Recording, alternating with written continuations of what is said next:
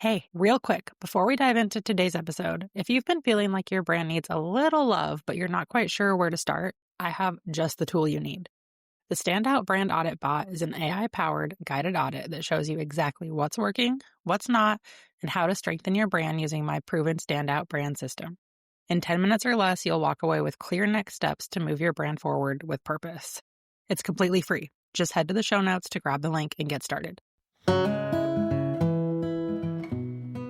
There are just barely over 2 weeks left in 2025, and I am shook about it. Honestly, this year has felt different.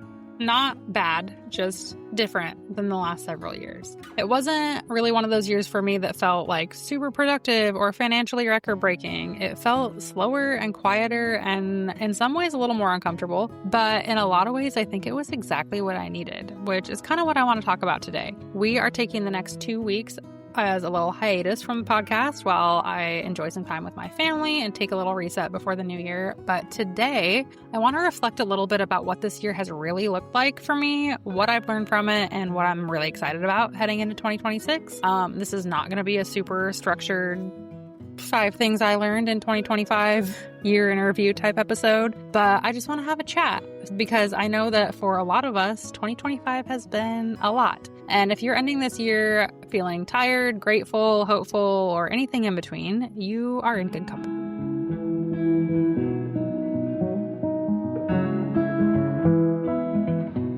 Welcome to the Six Figure Brand Podcast, where each week we're pulling back the curtain on what it really takes to build a six-figure business as an online service provider. I'm your host, Morgan. I'm a branding expert, online agency owner, mom of 2, and military spouse, and I'm obsessed with helping entrepreneurs like you understand the ins and outs of branding so that you can use it to grow your business without sacrificing your sanity. Whether you're just starting out or focused on scaling, we're diving into everything you need to build a profitable and sustainable online business. Let's get to it.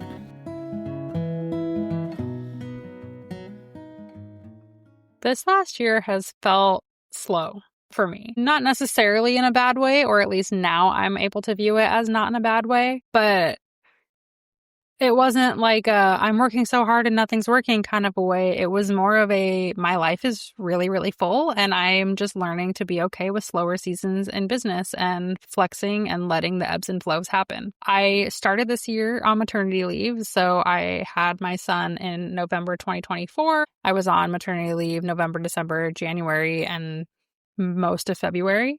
So we started out the year living life really slow and just adjusting to being a family of 4. I launched this podcast in February, which was a huge, exciting milestone, something that had been on my vision board for years. And finally, midway through maternity leave, I said, you know what, I'm just going to do it. In July, we moved from Idaho to California, which I've talked about on a previous episode. And now, finally, 2 weeks before the end of 2025, I'm finally feeling settled and in a routine and really ready to take on this next year. All of those things that I mentioned have been huge life transitions, and each one of them impacted my business in ways that I think a lot of people don't see or don't talk about or just are unfamiliar with. And this year was really a year of learning to hold space for both my family and my business without guilt and really embrace this idea that balance is not 50-50. There are going to be seasons where my business takes up most of my time and brain space, and there are going to be seasons where my family and my personal life takes up most of my time and brain space. And 2025 was definitely one of the latter. I frequently had to actively remind myself that just because I'm slowing down doesn't mean I'm stopping. Sometimes slow and sustainable is exactly what we need. And that was kind of a different type of growth for me. This last year was more of just really getting my head on straight about that and not focusing so much on like the business and monetary growth as I have in previous years. So even though it was one of my lower net income years than I've had in the last 5 years or so, it was a year of massive and really impactful foundation building that I know is going to serve me really well into this next year. And personally, emotionally, business-wise, I am able in hindsight to see that this whole last year has been about setting myself up for long-term success. So that's something I'm really excited about. I want to talk more about this growth isn't always financial idea because I say all the time on the podcast, we're in business to make money. If you are not making money in your business, you have a very expensive hobby. And I don't think that's what you want. And I still feel that way. It is very easy to exclusively tie the idea of growth to revenue, but this year was a huge reminder for me that growth shows up in so many other ways. I made this post on Threads probably a month ago now that over the last 3.5 years, I have spent almost half of that time pregnant. I have birthed 2 healthy babies. I've moved 3 times, and somehow my business is still standing. And that is a huge, huge, huge win. I think I have always known that sometimes growth looks like just surviving, but 2025 really tested my belief in that, and it was good. I think that's what I needed. Sometimes being able to just maintain during some of the biggest life transitions I have ever had felt hard while it was happening because I don't like to feel like I'm just surviving, but that's what I needed. And it has pushed and stretched me in ways I could not have imagined. I've been able to reframe what success looks like for me as far as consistency through the chaos. So my life has been chaos this year from start to finish in all good ways, but chaos nonetheless. And my business has been one constant through it all. And that's been really grounding and reassuring for me to be able to kind of hold on to for dear life sometimes. And also just the importance of building a sustainable business that can bend and flex, but not break. I think that's huge. And that is something that I've been working on for years, and this year 2025 really put that to the test.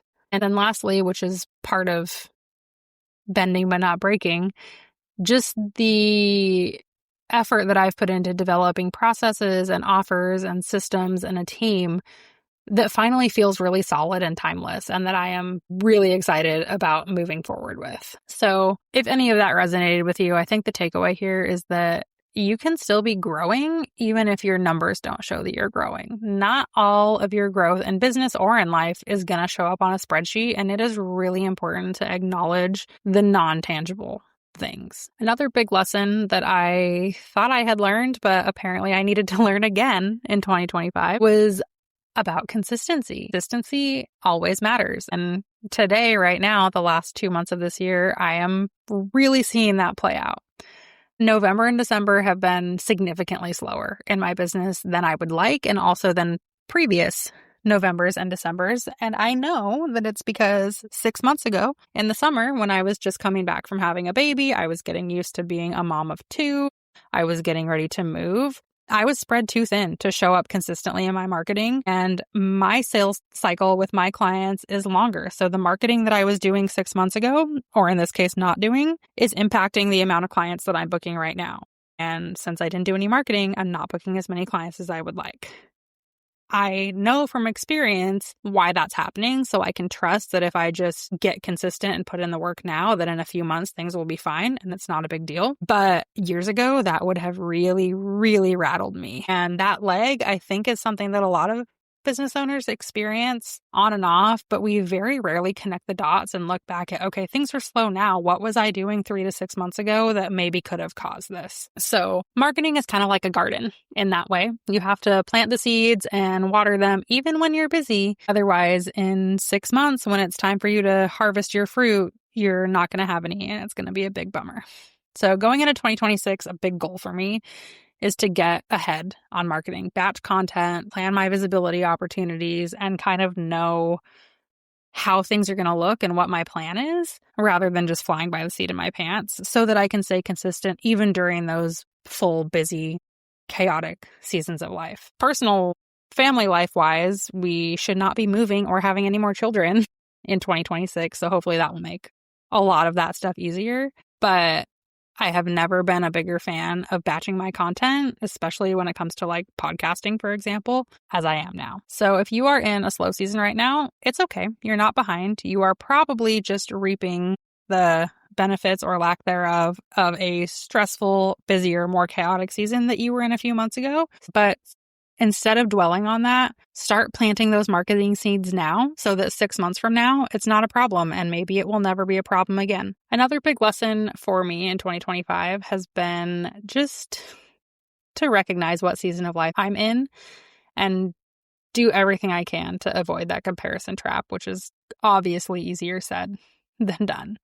It is so easy for me to look around at my friends who are hitting these huge, huge milestones, like multiple 5-figure launches, growing their team, putting out digital products, getting featured on huge publications and feel like I'm behind or like I'm doing something wrong or I'm not as good as they are. But they're all playing a different game. Most of those people that I'm talking about that seem to be scaling so quickly or doing so well don't live the same life as me. They might not have kids. They might not move 3 times in 3.5 years. They might have different responsibilities outside of work than I do. And some of that I am aware of, but we don't know what's going on in everyone else's life. Maybe they have more support than I do. Who knows? That doesn't make their success better or mine worse. It just makes it different. You can't compare your life, your capacity, the season of life that you're in to anyone else's. And this year was really about giving myself permission to be in my season without feeling guilty or without comparing myself. And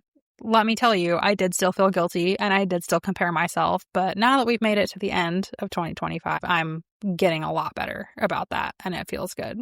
So that's enough about 2025. Let's look ahead to 2026.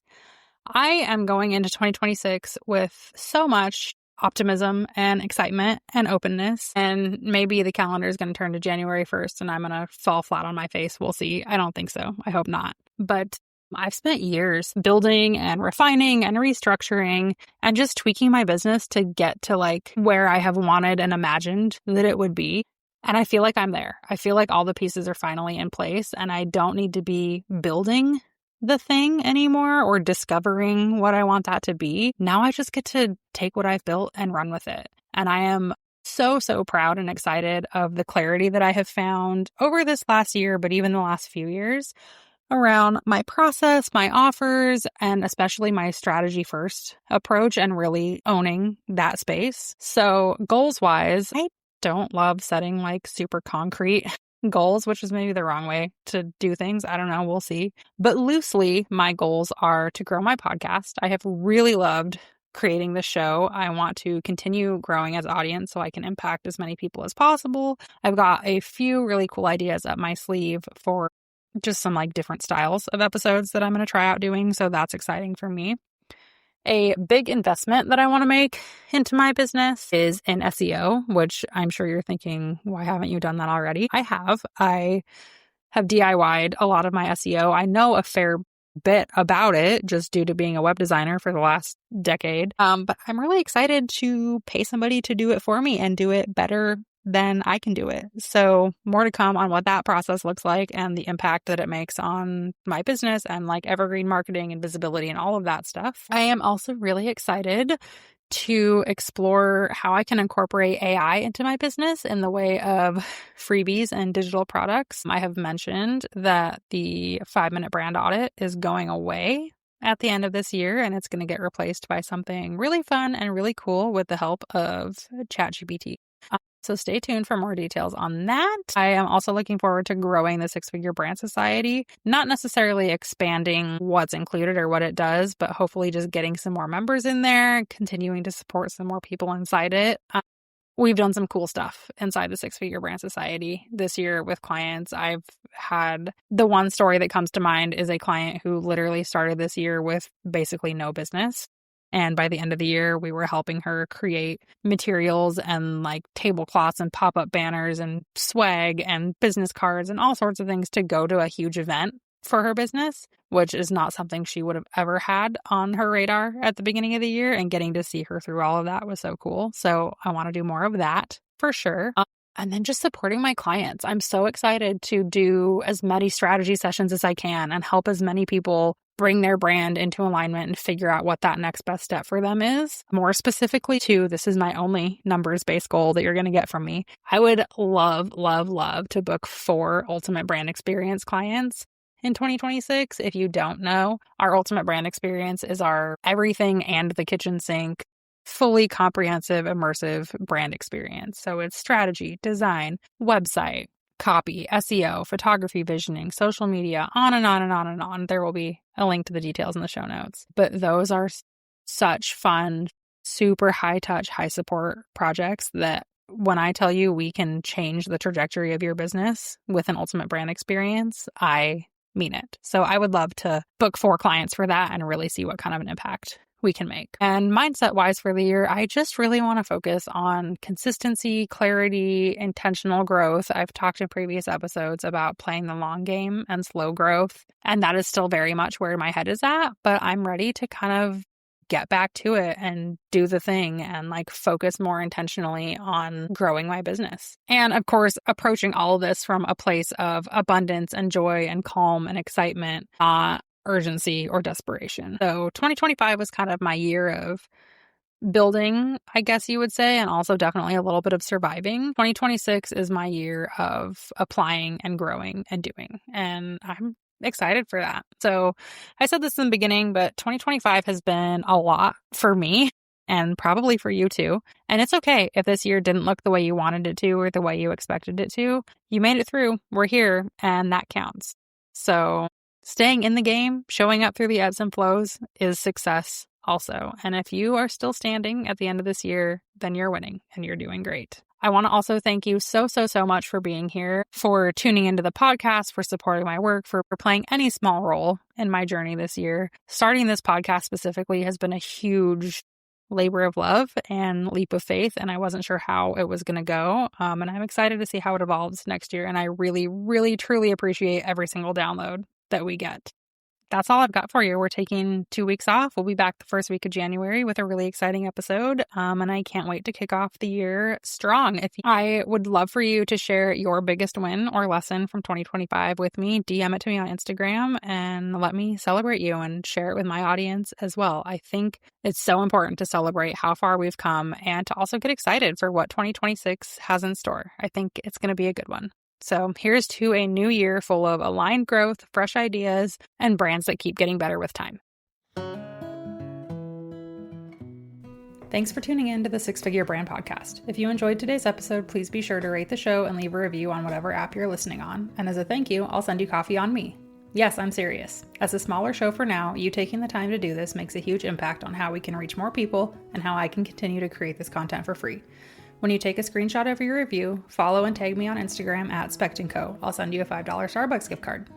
As always, don't forget to check out the show notes for any links or resources I mentioned during the episode. Thanks again for listening, and I'll catch you next week.